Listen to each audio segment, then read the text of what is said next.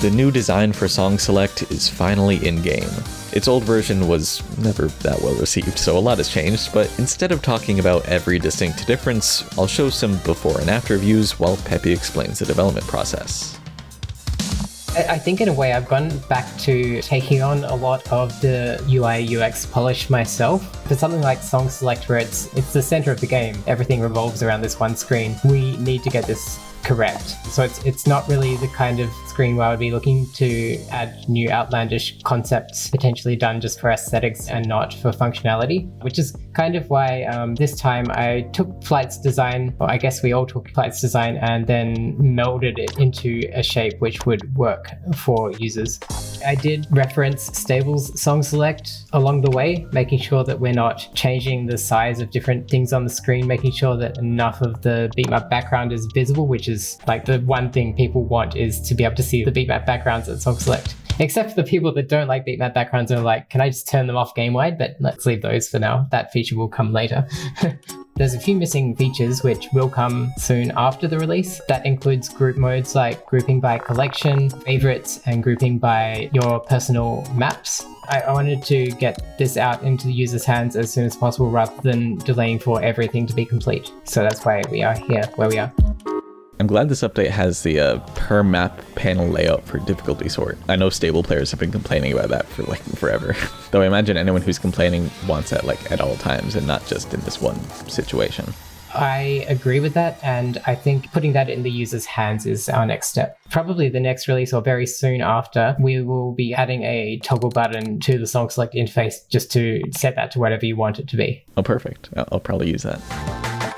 This implementation of Song Select actually brings back the way Stable handles keyboard traversal of the beatmap carousel. You now have this concept of like a keyboard cursor, where you'll see when you are using up and down arrows or left and right arrows, there's always one panel on the carousel which is highlighted, and that's your keyboard selection. You have to actually hit enter or right arrow to interact with it. Users which have started with laser are going to be a bit like a fish out of the water here. I'd say give it a go and try and get used to it, because it feels more natural once you are.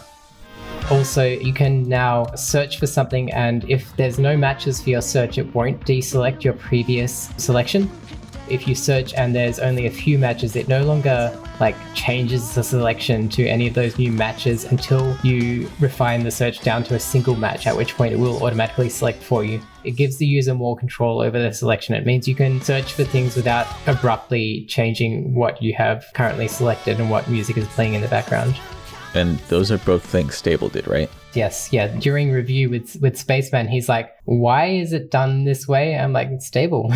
But like, it's not like I blindly switched to how Stable does things. It's always been reapproaching how Stable does it and make sure it is actually what we want, or what is most beneficial to the user before blindly applying it. So it sounds like anyone who's on Stable now because they hated how laser Song Select worked can like reasonably make the switch. Except Song Select can't be skinned yet, can it? Right. I forgot about that. Keep your hopes high for that for the near future. Like definitely this year we'll see skinning come online for things like Song Select, and considering like a lot of the things that people customize at Song Select are overlays. So if we can somehow align those overlays with the new interface in a way that works well together, then potentially, they can coexist in a legacy, a compatibility mode for legacy skins. So okay, this is the new Song Select, but it's not fully rolled out yet. Multiplayer and playlists only have access to the old Song Select for now, and you can only access the new one in solo play by holding down this button. Until most likely next release, this new Song Select is essentially invisible for anyone not in the know, just in case something about it could break everyone's game. If breaking the game is something you're into, there's also a new way to test out upcoming features in Lazer, the Tachyon release stream. Tachyon is the cutting edge of Lazer. We're currently just using the GitHub pre-release flag. So if you're on the Tachyon release stream, if there is a pre-release build, you will get it. Otherwise, you would just be on the same build as everyone else. On the release that's attached to this video, there's nothing we actually want to push out on Tachyon. Or is there? A developer has come from nowhere and released their own custom garbage collection implementation for .NET. I should really get his username so I can give him a shout out. Satori is the name of the garbage collector by Vladimir Sadov. He's a wizard, which is kind of geared towards games. It reduces the overhead of a garbage collection, which is to say that I don't want to get too technical in this video. TLDR, which causes a huge stutter. This garbage collector basically fixes all those issues. It runs very frequently, like basically every frame, but the overhead of it becomes a lot lower as a result. But it's all experimental. This guy is like, I think it works. And in our testing, we're like, yeah, it seems to work. But you know, it's not a Microsoft release, and maybe there hasn't been as much like wide-scale testing across multiple platforms with all the different PC hardware configurations that exist. So we got the Tachyon thing online so we can actually test this garbage collector. So if you switch to the Tachyon release, and I would highly recommend you do if you don't mind things breaking, you will get access to this new garbage collector, which could improve your game performance and get rid of remaining stutters that you've come to live with in Lazer. This leaderboard section has been baked into every skin so far with a toggle in settings to hide it. As of today though, it's an adjustable thing in the skin layout editor. You need to change the layout to rule set because we do have the leaderboard correctly positioned on screen for different rule sets now. Like it no longer overlaps the Taiko playfield, hooray. But yeah, you can move it or you can resize it. You can even scale it vertically. Like you can change how many scores are displayed on it at once. And yeah, if it doesn't suit you, you can delete it. Be my guest. And a couple more skin related things. First, this element has sound effects for going up a grade or going down. And second, by popular demand, Argon has very slight transparency. Yeah, I have strong thoughts here because I don't think I ever approved of having objects underneath sliders in maps. Every time there was overlap in like the earlier days, I was like, get this out. This can't be ranked. But here we are in 2025 and this is the norm and people do need this visibility through sliders. So I've set both these to levels which I am personally comfortable with. In the future, once we get skinning properly online, you will be able to tweak this yourself to make it more transparent. But this is just like a first step in the correct direction, I guess.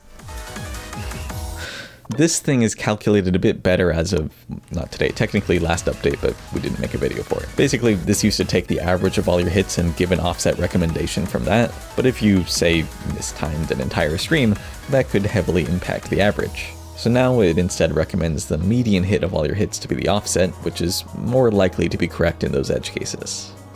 In Mania, you can no longer change scroll speed in the middle of a map. Apparently this could be exploited to allow easier reading in some situations. I'm not a Mania guy, I don't really know. The Perfect mod now has an option for Mania's more precise perfect hits. That's the light blue section on this bar. And rewinding a Mania replay doesn't cause combo to break anymore.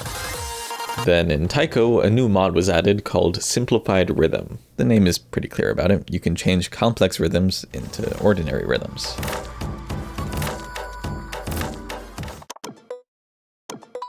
I know there's a lot of people that want zero distractions when they're playing in a tournament and be like not even aware that they're playing as part of a tournament. And I personally think that's stupid. So one of my directives with making the leaderboard skinnable as it may be is that we need something on the screen to make you aware that you're in a multiplayer game. And that something is bringing back the little indicator in the corner of the screen which shows what position you currently are in the room.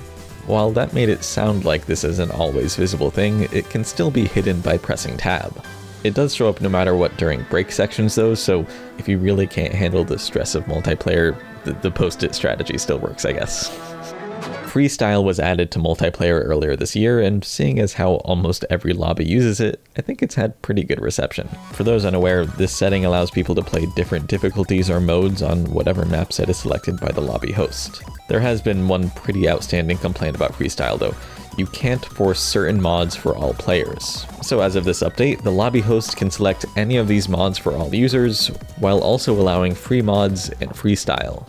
For example, you can set a lobby to double time, then go and add hidden just for yourself, and select another difficulty to play. Lots of customization, and more is coming later. There is one 6 digit, 2 6 digits. I need to see someone who has just made their... Dean! Dean! I think he left. Most of the devs were following along with that, and we were like, oh great, things are going to break. Server side, everything handled smoothly. It was client side that got a bit laggy. I think there was around 400 people in the lobby at one point. We've had this many before, but we've also made a lot of code changes since then, and some of the changes meant that the participants list was not performing well with this many users, and I think it's just from adding like team banners and a lot more content to that area. So that's been fixed now.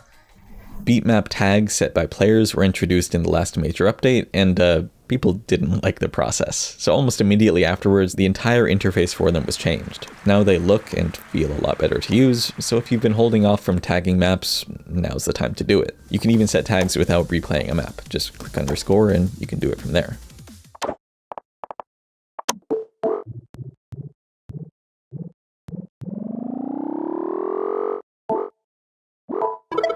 Yeah, the sound effect for entering new song select is actually stolen from Beatmap submission. Sorry, Necrodex. The editor as a whole has been taking a bit of a backseat recently, but in every update, you can expect at least some minor improvements. Like the sizing of buttons for new combos versus combo colors has been swapped. You can make polygons with up to 32 corners instead of only 10. It's now possible to change beat snap divisor while placing a slider, and you can no longer place objects out of bounds with distance snap. Which also means that my dreams of making a cross-monitor jump map have been ruined. Yeah, lazer developers don't know what they're missing.